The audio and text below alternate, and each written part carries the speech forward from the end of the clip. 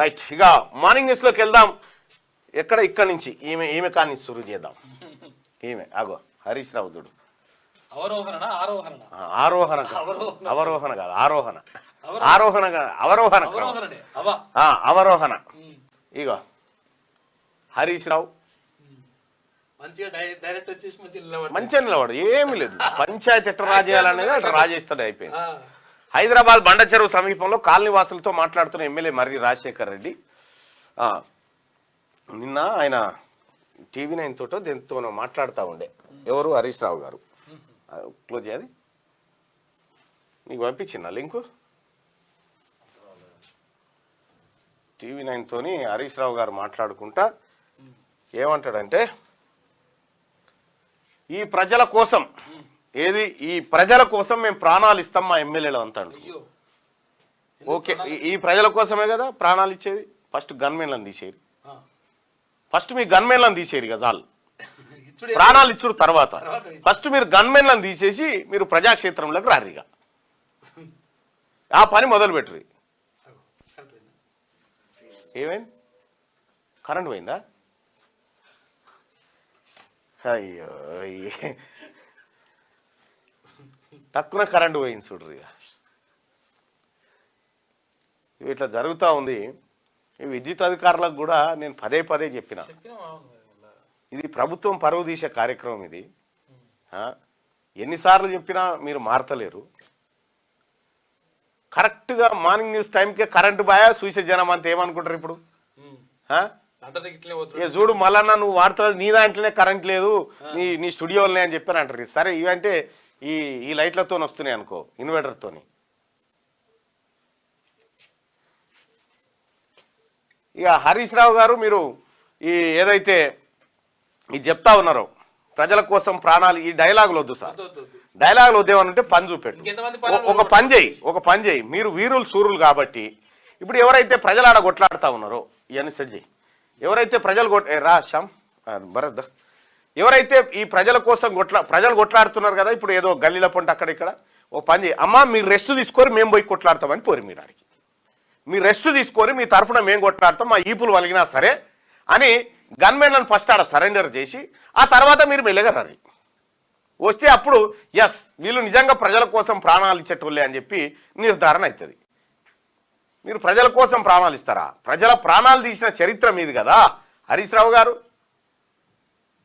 ప్రజల కోసం ప్రాణాలు ఇచ్చేటువంటి మనుషులు ఇట్లుండరు సార్. ప్రజల కోసం ప్రాణాలు ఇచ్చేటువంటి మంత్రులు, ఎమ్మెల్యేలు వాళ్ళు వేరే తరీకాలో ఉంటారు. ఇక్కడ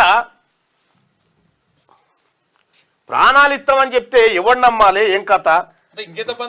ఇంకా ఎంతమంది ప్రాణాలు తీసేది ఉన్నదో. ఇంకా మీరు ఒక్క అగ్గిపెట్టే దొరకలేదన్న సాక్తో 1200 మందిని చంపిన పాపాత్ములు మీరు ప్రజల కోసం ప్రాణాలు ఇస్తారంటే ఇక చెవుల గుమ్మడి పూలు పెట్టుకొని తిరగాలి. ప్రాణాలు తీసే బ్యాచ్ పిచ్చోడి చేతిలో రాయిలా కాంగ్రెస్ పాలన ఉందట. నిజంగా కాంగ్రెస్ పార్టీ పిచ్చోడి చేతుల్లోనే ఉంటే ఈ పాటికి మీ ఈపులన్నీ ఈ పాటికే వలిగేది ఉండే ఈపులన్నీ.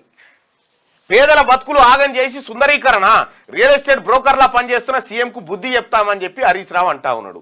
ఫస్ట్ మీ మామకా నుంచి చెప్పుకరా ఆ పని. మీ మామకు మీ బామ్మాడిది కూడా ఒకటే. ఏం చెప్పినావు రాయాలా మూసి దాని మీద మాటలు చెప్పినావు. ఇవాళ మనం ఏమనుకుంటా అయిపోయిందని చెప్పు. ఈ డ్రామా బంద్ చేయరా ఇక హరీష్ రావు గారు? ఈ యాక్టింగ్, ఈ డ్రామా, ఈ నటన ఓ పని చేయి. మీ పార్టీ అధికారంలో ఉన్నప్పుడు వెలమల రాజ్యమే కదా, ఓ పని చేయి. మీ వాళ్ళందరినీ తీసుకొచ్చి ఆడ కూర్చుండబెట్టి మా వాళ్ళందరినీ మీ ఇళ్ళలో కూర్చుండబెట్టి నిమ్మలంగా కొట్లాడిపోరు ఈసారి మీరు యుద్ధానికి. అంటే మీ అధికారం పోతే మళ్ళీ మీకు అధికారం కోసం, మీకు సానుభూతి కోసం వీళ్ళంతా కొట్లాడాలి మీకోసం. తెలంగాణ కాకపోతే వచ్చినట్ట మీకు వస్తే మూసి అభివృద్ధి ముసుగులో రియల్ ఎస్టేట్ దందనట. రియల్ ఎస్టేట్ దందనేనా అది? రియల్ ఎస్టేట్ దంద చేసింది నువ్వు, మీ మామ, మీ బామ్మర్ది, మీ మరదలు. డైరెక్ట్ గవర్నమెంట్ భూములను అర్రాసి పెట్టి అమ్మిన బ్రోకర్ దంద చేసింది మీరు. పేదల కళ్ళల్లో రక్తం చూస్తున్న రేవంత్ సర్కార్ అట. ఈయన కనిపించింది, పేదల కళ్ళల్లో రక్తం కనిపించి చూసిండట. పేదల రక్తం ఎందుకు సార్? నీ రక్తం దారపోయాడా?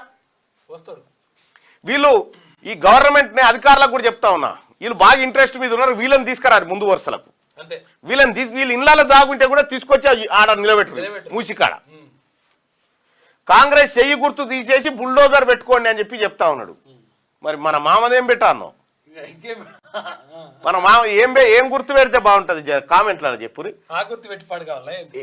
మనం ఎందుకు అనాలి చెప్పరా,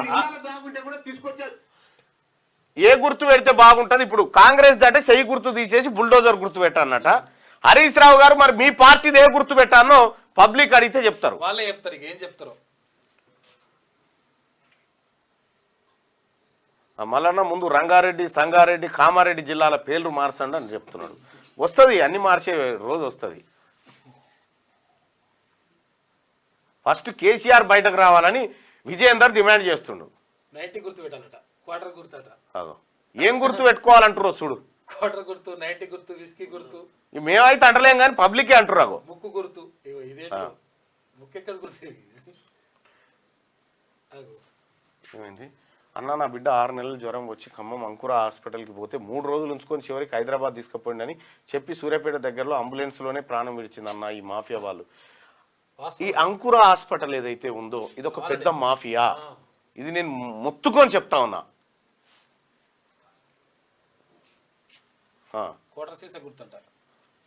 ఇవి పెట్టుకో హరీష్ రావు గారు, ఇవి పెట్టుకోండి, ఇవి పెట్టుకుంటే మంచిగా ఉంటుంది.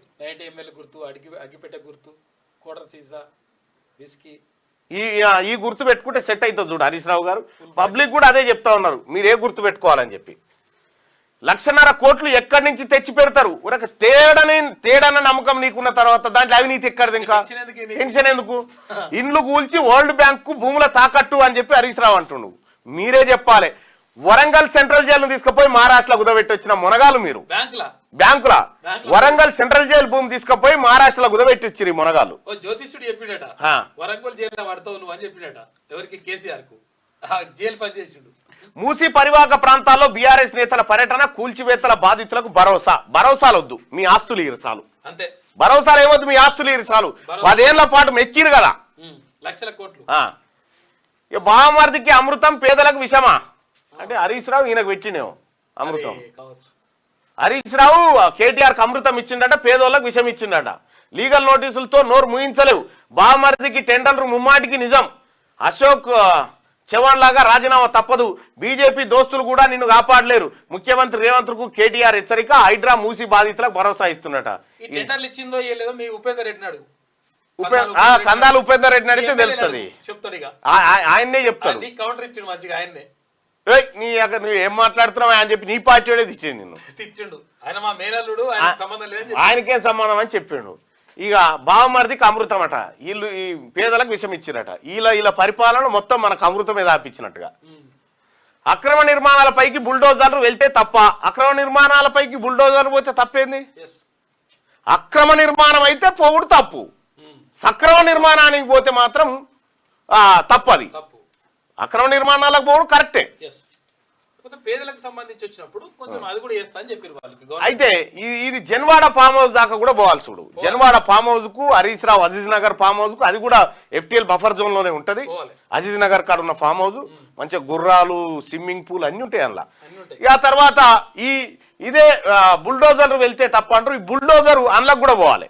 ఎర్రవల్లి ఫామ్ హౌస్ లకు పోతే అందులో కూడా చెరువులు, కుంటలు అన్ని నాశనం అయిపోయినాయి.